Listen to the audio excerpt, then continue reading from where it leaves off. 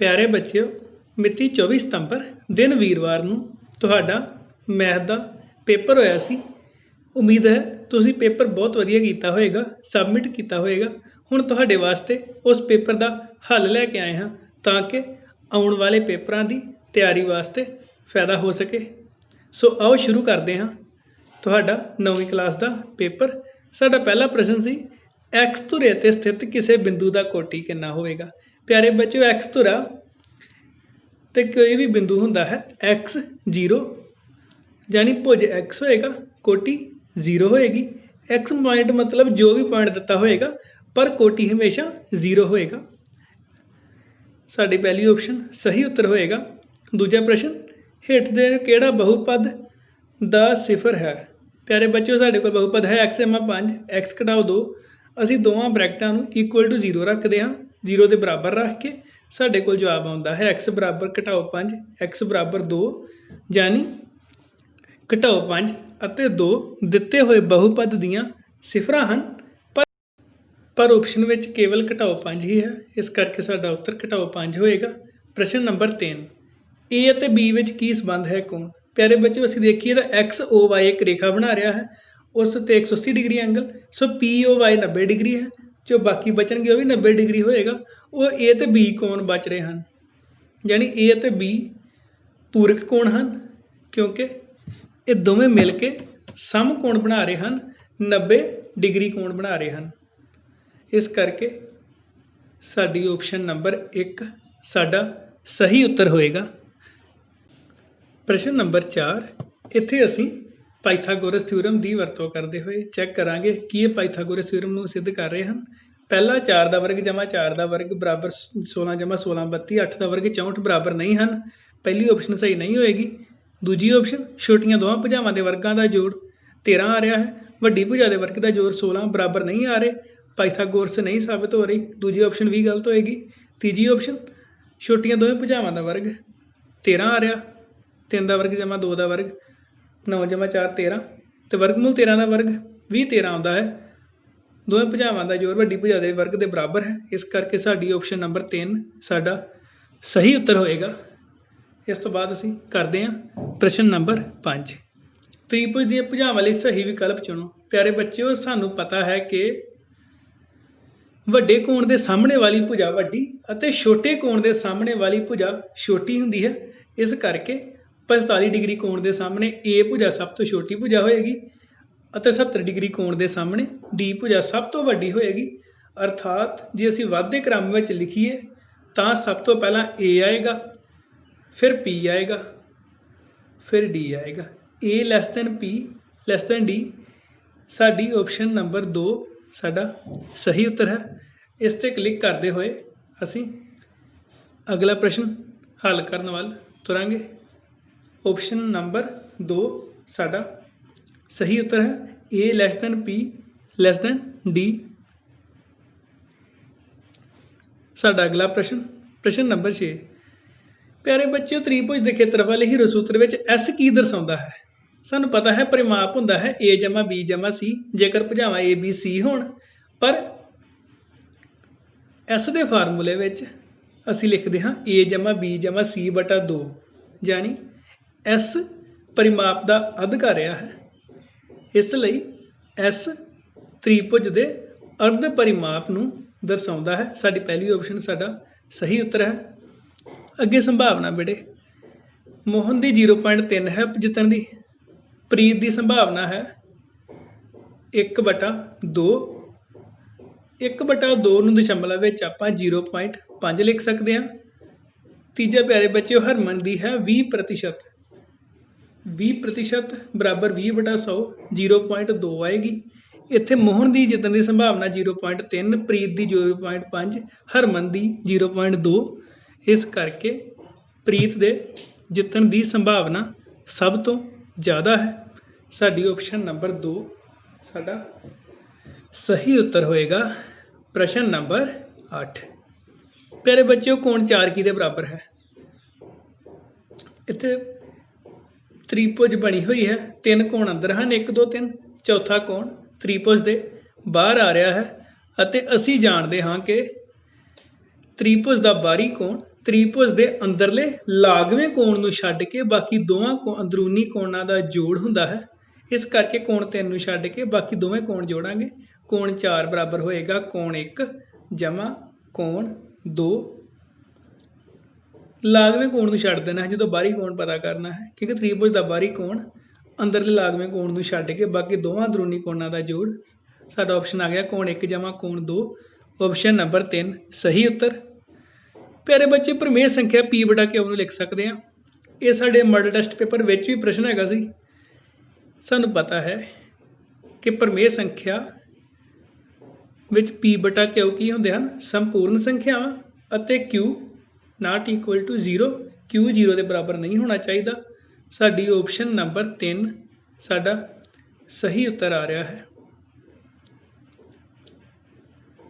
ਪ੍ਰਸ਼ਨ ਨੰਬਰ 10 ਸਮਕੋਣ ਤ੍ਰਿਭੁਜ ਦਾ ਖੇਤਰਫਲ ਪਤਾ ਕਰੋ। ਇਸ ਦੀਆਂ ਦੋ ਭੁਜਾਵਾਂ 24 ਅਤੇ 37, 24 ਅਤੇ 7 ਤੇ ਪਰਿਮਾਪ 56। ਪਿਆਰੇ ਬੱਚੇ, ਆਪਾਂ ਤੀਜੀ ਭੁਜਾ ਪਤਾ ਕਰਾਂਗੇ। 56 ਚ ਦੋਵਾਂ ਭੁਜਾਵਾਂ ਦੇ ਜੋੜ ਨੂੰ ਘਟਾ ਕੇ ਤੀਜੀ ਭੁਜਾ ਸਾਡੇ ਕੋਲ ਆ ਜਾਏਗੀ 25। ਉਸ ਤੋਂ ਬਾਅਦ ਅਸੀਂ ਖੇਤਰਫਲ ਪਤਾ ਸਮਕੋਣ ਤ੍ਰਿਭੁਜ ਦਾ 1/2 ਬੇਸ ਇੰਟੂ ਹਾਈਟ 24 ਗੁਣਾ 7। ਇੱਕ ਵੱਡੀ ਭੁਜਾ ਪਿਆਰੇ ਬੱਚਿਓ ਕਰਨ ਆ ਜਾਏਗੀ, ਉਹ ਨਹੀਂ ਲਿਖਣਾ ਆਪਾਂ। ਸੋ ਇਹਨੂੰ ਸੋਲਵ ਕਰਾਂਗੇ। 2 ਨਾਲ 24 ਘਟੋ ਕੇ 12 ਗੁਣਾ 7 84 ਸਾਡੀ ਸਹੀ ਉੱਤਰ ਹੋਏਗਾ। ਪ੍ਰਸ਼ਨ ਨੰਬਰ 11 ਪਿਆਰੇ ਬੱਚਿਓ, ਰਾਮ ਅਤੇ ਸ਼ਾਮ ਇੱਕ ਸਿੱਕਾ ਉਸਾਲਦੇ ਆ ਤੇ ਸਾਨੂੰ ਪਤਾ ਹੈ ਕਿ ਸਿੱਕੇ ਨਾਲ ਦੋ ਆਨਸਰ ਹੀ ਆਉਂਦੇ ਆ, ਹੈਡ ਜਾਂ ਟੇਲ।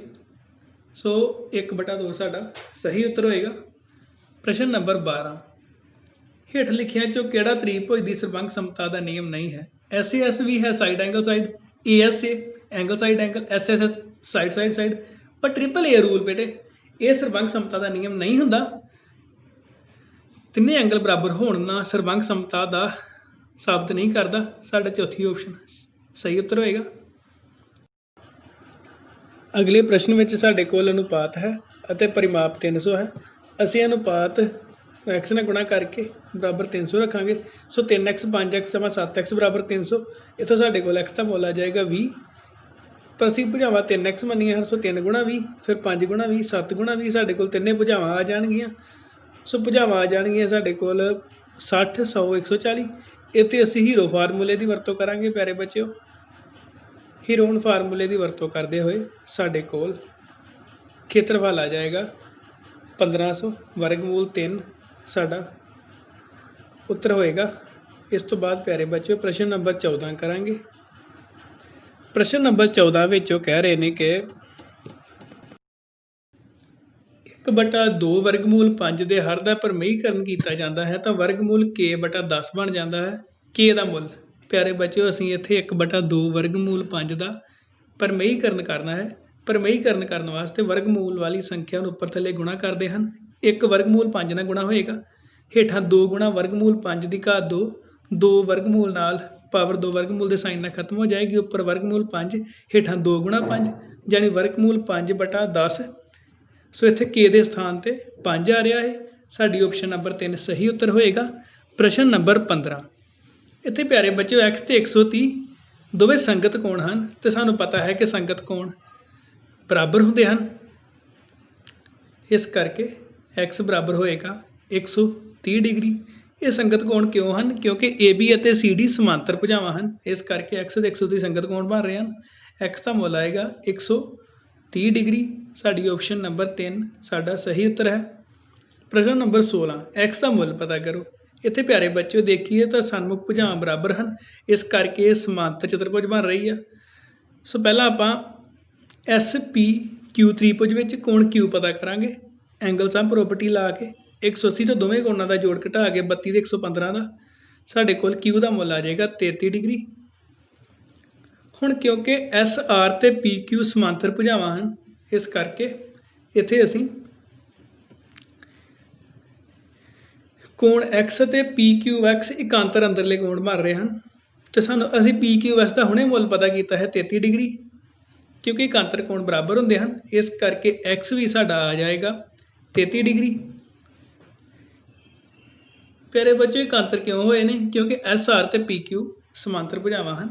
ਕਿਉਂਕਿ SPQR ਇੱਕ ਸਮਾਂਤਰ ਚਤੁਰਭੁਜ ਹੈ, ਇਸ ਕਰਕੇ X ਕਿੰਨਾ ਹੋਏਗਾ 33 ਡਿਗਰੀ। ਸਾਡੀ ਆਪਸ਼ਨ ਨੰਬਰ 3 ਸਾਡਾ ਸਹੀ ਉੱਤਰ। प्रश्न नंबर 17। प्यारे बच्चे ये सवाल जो है साडी चैप्टर 6 का पहला सवाल है 6.1 अभ्यास का। प्रश्न नंबर 17 इत्थे सानू कहते हैं COE पता करो। साडे कोल AOC जमा BOE जानी दोवां कोणां दा जोड़ हैगा 70 डिग्री।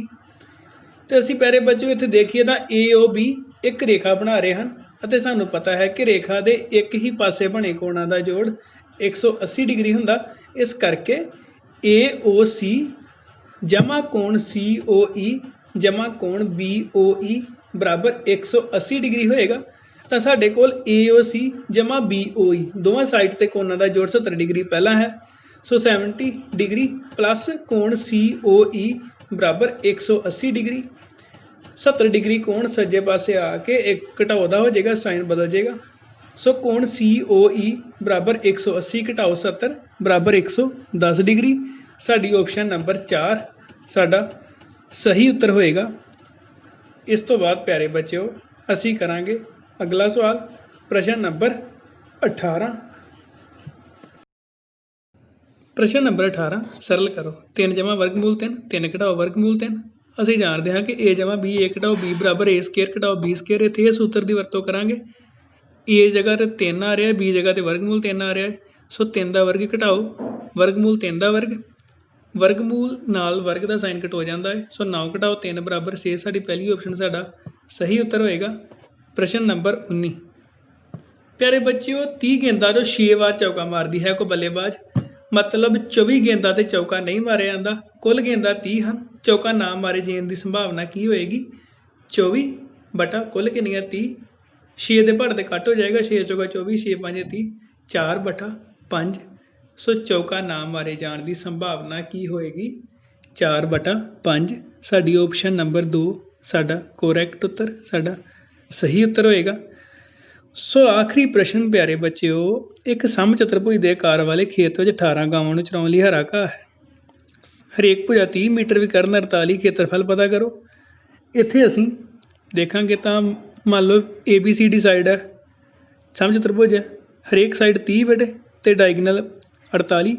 इत्थे असीं पहलां त्रिभुज ABD का खेत्रफल पता करांगे क्योंकि 2 त्रिभुजां बनी, एक का पता करांगे आपां। पहलां आपां त्रिभुज ABD का खेत्रफल पता करांगे। उत्थे असीं पहलां S पता करांगे, तिन्ने भुजावां जोड़ के 30 30 48 108 बटा 2 54 आएगा। फिर असीं हीरोन फार्मूला लगावांगे तां हीरो फार्मूला S सोल्व करांगे सारा इनू प्यारे बच्चों। सोल्व करते हुए साडे कोल पूरा खेत्रफल आ जाएगा त्रिभुज ABD का 432 डिग्री हीरोन फार्मूले नाल। इस तरीके नाल प्यारे बच्चों त्रिभुज BCD जो हेठा त्रिभुज है वह भी 432 आएगा। कुल जोड़ आएगा 864 वर्ग मीटर। साडी ऑप्शन नंबर 2 साडा सही उत्तर होएगा। उम्मीद है प्यारे बच्चों सारा पेपर तुसीं बड़े ध्यान नाल पढ़िया होएगा, समझिया होएगा, तुहाडे सारे सवाल सही होणगे। एक दो निक्की मोटी जो गलती है प्यारे बच्चों कोशिश करनी अगे तो ना होए। सो तुहाडे आउण वाले पेपरां वास्ते शुभ कामनावां। धन्नवाद।